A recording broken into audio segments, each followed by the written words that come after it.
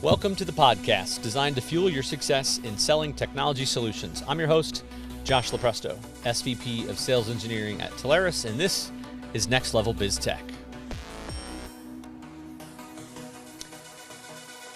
Hey everybody, welcome back to another episode. Today we are wrapping up a track called Victory and Defeat with some real-life cases of cloud and security transformation. On with us today, the wonderful Mr. Jeremy Pierson, Director of Cybersecurity at Compunet.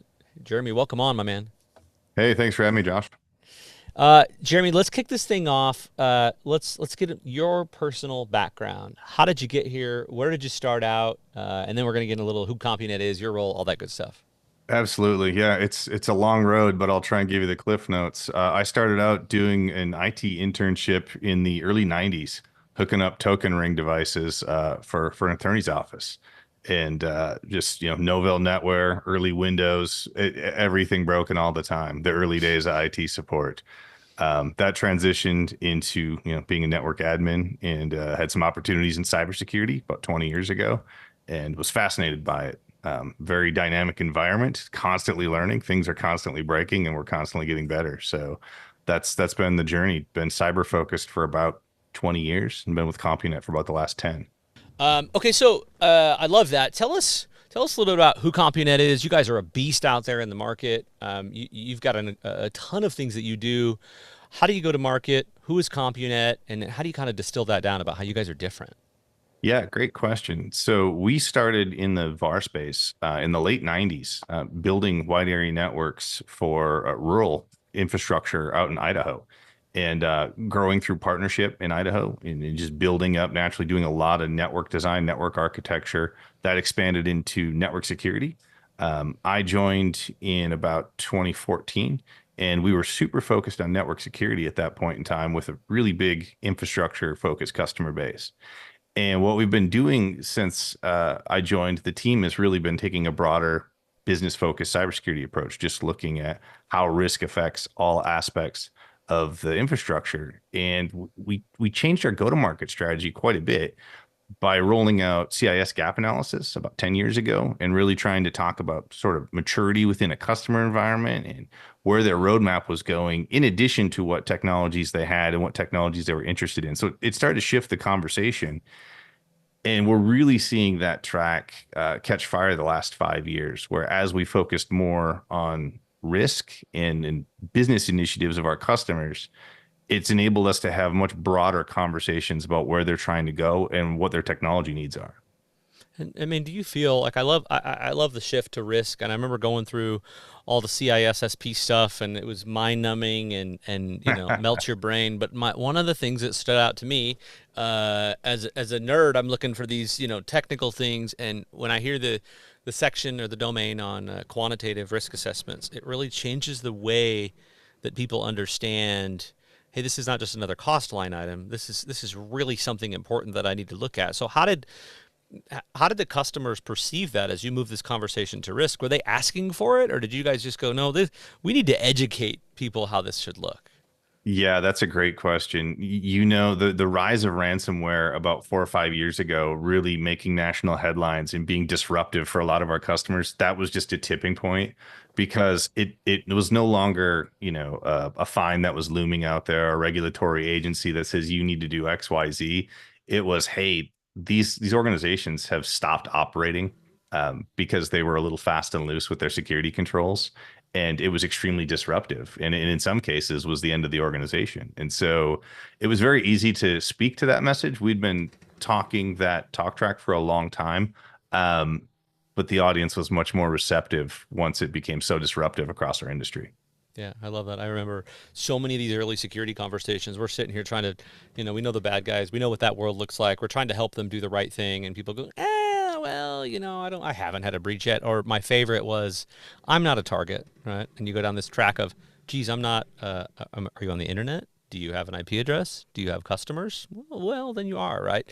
And it's framed it up a lot differently. And now, yeah, to your point, some of these breaches, everybody's realizing, okay, clearly doesn't matter who you are, right? If you have assets, you have crown jewels, people want them, let's have the risk conversation.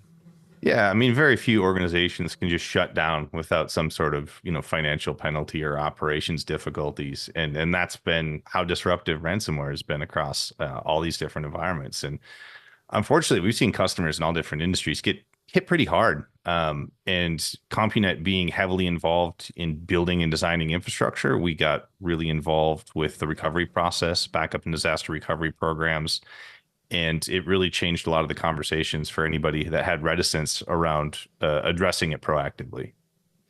So, all right, if you let's go. I love to talk about kind of lessons learned, right? We've all been surrounded by good mentors. We've made a lot of mistakes. We learn. We just get better as we go, hopefully.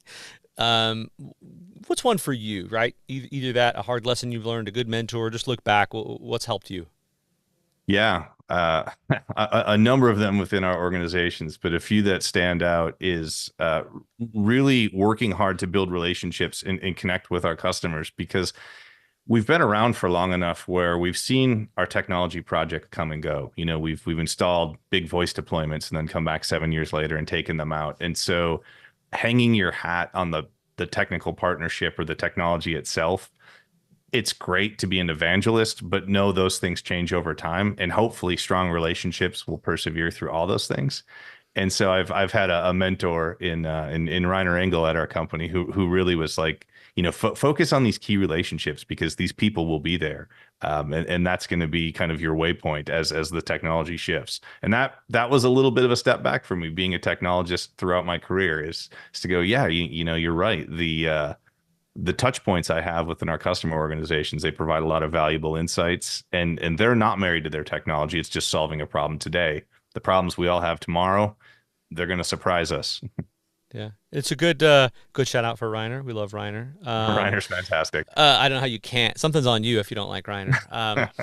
It's a good point. I mean, you just think I grew up in a different space, right? And I turned a wrench, and it was about fixing this or fixing that. And so I didn't understand this dynamic of no, this is people buy from people. These are relationships. You guys have probably seen it a million times. This customer goes from point A to point B to point C, and if you help them in point A, guess what? You're going to help them in all these different places, and big kudos on that. It really is that relationship that matters. And who'd have thought that's really what defines everything is these relationships. Yeah, it really changed focus for me. Our owner, Nolan Shu, has long had the mantra, do the right thing for the customer. And in recent years, he's amended that a little bit. And he's like, as we're growing and we're getting to be a bigger organization, he's like, do the right thing for your people and they'll do the right thing for the customer. Ooh, And it was a nice little amendment. It yeah, was an easy thing to abide by. I like that.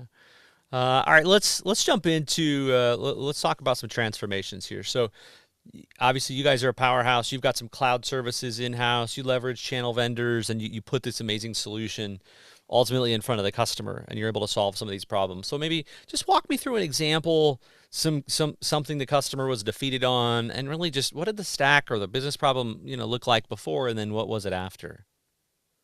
Yeah. We've got our wins and losses just like anybody. We've walked customers through transformations where, we started out going through a CIS assessment as an example, and they had very few controls in place. They didn't have an understanding of their inventory from a hardware software perspective. They didn't have any password hygiene. They didn't have good endpoint hygiene. It was a kind of wild, wild west. Their entire modus operandi was about connectivity. But what the organization was struggling with was communicating those challenges to executive leaders and communicating what really was at stake if they didn't address those things. And as I talk through this, and you're saying, well, yeah, there's a lot of small businesses that don't invest in cybersecurity. This particular business was a very large financial company, and they had just been focused on customer service in their industry and connectivity and growth. None of those things really align with stepping back and saying, how do we make sure the architecture is built for this? How do we make sure we have visibility to respond appropriately and that we're managing alerts and anomalies? And so that initial conversation was an assessment that we did, and it was the reddest red assessment I'd ever handed anybody. And I thought I was going to get chased out of the building with a stapler, Yeah. being thrown at me.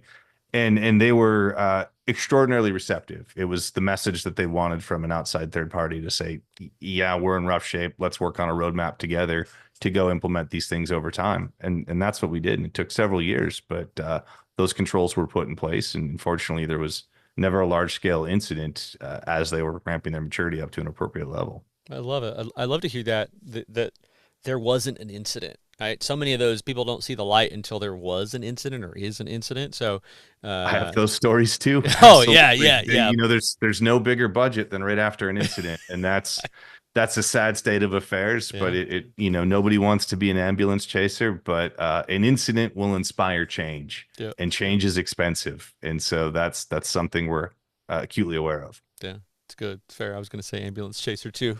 uh, No, all right. nobody wants to be the Lionel Hutz, No, sprinting down the street after the ambulance. no, That's not a good look. no, not at all.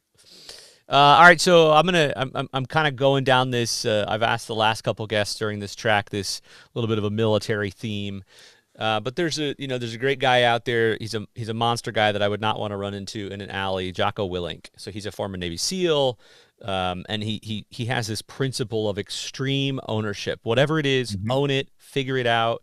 And he talks about a couple of these points. He's got teamwork, he's got clarity, he's got prioritization, and he's got delegation. Those are what he kind of uses in leadership and combat. So how do you take that, off the battlefield onto ours, and how do you help customers in the end make some of these business decisions on a technology side?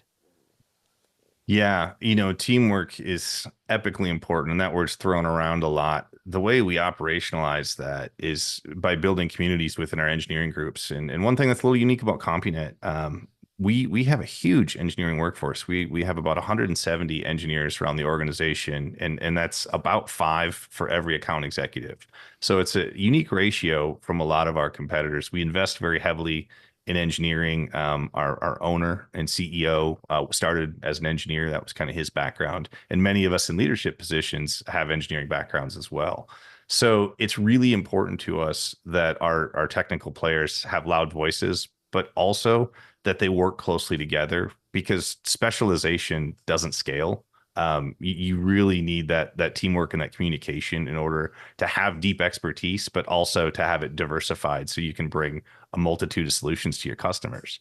So we invest a lot in engineering summits and regular cadences and incentivizing these folks to go work on things and build things together, because that's where we get the best results every time. I love it. Yeah, I love the innovation. I was listening to a podcast yesterday that talked about just kind of what the early days of AWS were, and it was they inherently insisted, and Bezos inherently insisted just on multiple tracks of innovation. Green light these projects and just let these guys internally go build and solve things. It was the impetus for what AWS became, and you had multiple people trying to build towards the same thing that ultimately, Andy Jassy ran for a number of years. But it was just about, just go build it, go try it, go figure it out. And any of these great things have been designed by necessity or just designed by, we kind of stumbled in this. I bet you somebody would buy that. I bet you we could help somebody with that. So love to hear the innovation, right? And that I think everybody should draw attention to. That's a big number of engineers, right? That Mhm. shows to what you guys have built over the years, and that's a different kind of customer experience than one sale or 5 sales execs to one engineer. It's just that's oh cool. You want to bring in the data center architect that's really good at this storage. I mean, there's so much incredible depth there. It's got to be so nice to go. Yeah, cool. Let's just bring him in or bring her or whoever it is. Bring him in. Having that scale is definitely something that we use to differentiate ourselves. But operationally, it can be a challenge. It's a lot of headcount, and we're highly attuned to the culture. We're really always trying to build and maintain a flexible culture where people are happy to work here, happy to be a part of the larger team, and they feel like they've got a voice in what we're delivering. So it's super important to us. So let's shift now. We talked cloud deal earlier. Let's talk about security. So walk us in again. Similar question, but what was the tech stack? What was the business problem? Anything different or different kind of opportunity where the customer might have thought they needed this and it ended up with something completely different? Yeah, yeah, we certainly have a number of those. I would say just about every MDR opportunity we have goes that direction. And to be clear, we love all of our EDR and MDR partners. They're all a huge part of our ecosystem. We've had a lot of mutual success in that space. But what we found recently is the matchmaking portion of it and really defining the business problems and setting the expectations of what that service is going to look like day to day is an often overlooked step. And the customer satisfaction around that is so much higher when we go through an evaluation process and say, what does monitoring and response look like for you today? And what are you hoping to get out of this? Which pieces are you going to own? And which pieces do you want a third party to own? And let's make sure that we align your expectations with somebody who can deliver that, because there's so many gradients of MDR out there in the marketplace, and they all have value, but customers have different expectations. Are you finding, I guess, as you go down that and you go through this process, is there a huge misconception on what the customer thinks? Who's going to do the R? I mean, what do you find, I guess, most common in that? Absolutely. There's a number of opportunities for miscommunication, and a parallel would be, we first started getting into cloud. The shared responsibility model was something we had to work hard to communicate with the customers. Here are the pieces that you own, and here are the pieces that your cloud provider owns. They're going to provide power and they're going to provide HVAC, but if you're not managing your passwords and your operating system health, you're going to have a bad time. And we have that same parallel in the MDR world. If you're not making sure that sensors are deployed everywhere they need to be deployed, and you're not responding to alerts, or both agencies collectively are missing alerts, you're still going to have a bad time. You're just paying for the luxury of that. Fair. It's good. All right, let's shift gears here a little bit. Let's start moving towards the future. Let's talk about large language models, because there's not a day that goes by. I think it's been about an hour since I've talked about this, but you think about with where everybody is being told, hey, we got to look at this, we got to get it, it's going to make our business better, right, wrong, or indifferent. So people are setting out to integrate with, build their own Llama, Copilot, whatever it is, right? So if you think about from a security perspective, is it you're at the helm of security? Is it data classification and that stuff going awry? What's your perspective on the right way to tackle security if people want to go down this road of large language model? Yeah, let me type that into Chat GPT real quick and read you the response. We have this conversation often, and it's a recurring topic at our CISO summits. We host a number of CISO summits for our customers throughout the years, just to check in and say, what's top of mind. We know what our manufacturers and our service partners are telling us, but in your environment, what's going on with you? In our customer base, every time we bring up LLMs, data classification and data loss is top of mind. How do I make sure that if my organization is adopting this, or if we're trying it, or if it's going into anybody's workflow, we're doing it in a responsible way where we're not giving away company secrets or disclosing too much about internal contact information, processes, et cetera. So that goes into a larger data management conversation. And we've seen a big acceleration around data management conversations in the last 2 years. Starts with data classification, but then ultimately, we look at, do we need to have policies around enforcement, and who are we notifying if there's leakage? What's the recovery plan with all these things? That's been a very interesting conversation, and the LLMs have just been the gas pedal on all of that. My counterparts in the collaboration space have seen a little bit more success with customer service chatbots and experiences like that, where the LLMs really taken off and being operationalized immediately. In the cybersecurity world, we're seeing a lot of manufacturers adopt AI technology as part of an existing product stack, use that for justification for price changes. I haven't seen a ton of game changers yet, but there are some interesting things happening there. Yeah. Where do you feel, you mentioned, right, the development and the marketing of LLMs, and everybody thinks they have to do this or being told they have to do this accelerates it. If you go back to that data classification, which you mentioned, it forced everybody to kind of look at this.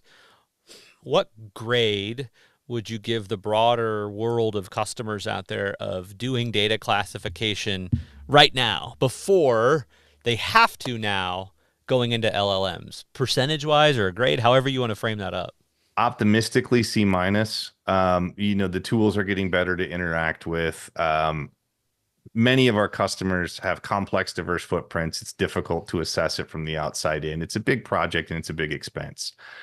If you don't have a tight handle on BYOD, shadow IT, and your data footprint today, all of these things get much, much exponentially harder.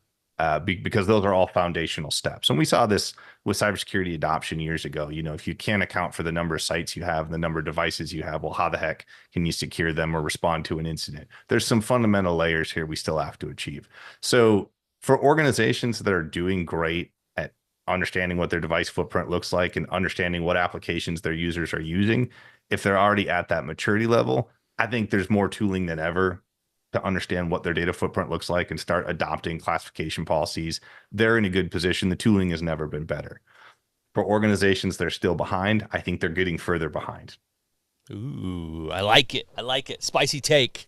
So much opportunity here, and it's forcing everybody to kind of do what we've been saying before, is just do the right thing. This should be something that, and for whatever reason, as they go around the wheel of resiliency, it's just been like, yeah, we'll get to that, right? But now they have to. So I love it. I love a good solid C minus. I think that's fair. I think that's an optimistic C minus. There's plenty of opportunity there. I think it's generous, to be honest with you. I mean, it's just it's not an easy thing to light switch and turn on. It's a big investment. So our largest customers are taking it very seriously, but there's a lot of opportunity for improvement from what we have seen. Agree. All right. So as we get to the final couple thoughts here. So advice for partners. So if I'm a partner, maybe I'm in cloud, I haven't jumped into security, or maybe I'm in CX and I haven't gone down this track as much. What's the advice for them as they're going to approach their customers, their prospects, and kind of staying in tune with some of the topics we've been talking about? Yeah, defining the business problem is always a strategy that'll pay dividends. I mean, if we can clearly define the business problem the customer's trying to solve and not go in with a technology or a solution in mind, it's so much easier to succeed, especially with the wide breadth of partnerships and suppliers that are out there, and just driving conversations on what is the business problem, what's a reasonable outcome to that, and then how do we go into a user acceptance perspective before we steer into a technology. How do we say, can we pilot this? Can we test this? Can we go around any user adoption? Because what I found, and I'll go back to the MDR example, there are just a lot of caveats, and it's time consuming to go through that discovery phase as to where the gaps are in these solutions. Anytime you bring in a services provider, you're going to find the gaps quickly, and best to identify them quickly, define success criteria in what you're outlining as the business problem, and then everybody walks away happy. Again, goes back to good service, back to you spinning wrenches. It's all about service. Yeah. If I had $1 for every 10 millimeter socket I lost back in the day that is out there somewhere stuck in somebody's engine. Yeah. But good service was the Snap-on guy going, you know what, lifetime replacement, I'll replace it for you. And guess what I wanted to buy every single time? More that next time I had time to spend money or money to spend, it was going to that guy. So that Snap-on truck always got me, man.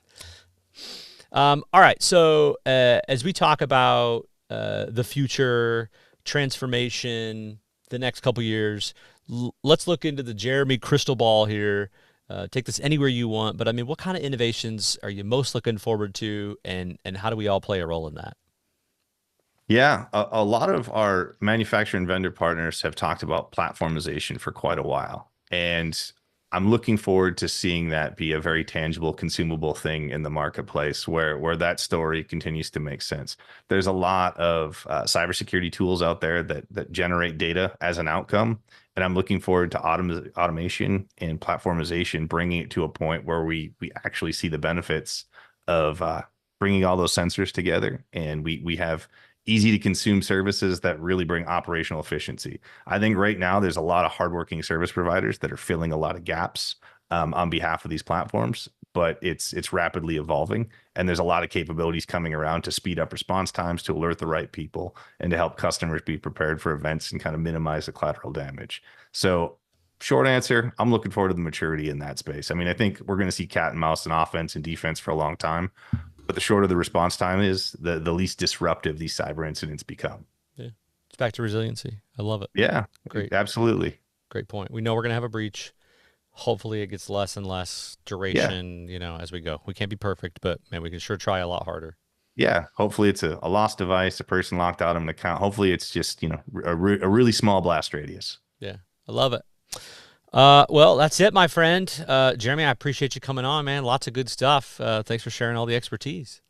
Yeah, absolute pleasure, Josh. Thanks for having me. Okay, everybody, that wraps us up for today. We've got Mr. Jeremy Pierson from Compunet, Director of Cybersecurity. I'm your host, Josh Lopresto, SVP of Sales Engineering here at Telarus. As always, go like, go subscribe so you get these every Wednesday. Apple Music, Spotify. Next Level BizTech has been a production of Telarus Studio 19. Please visit Telarus.com for more information.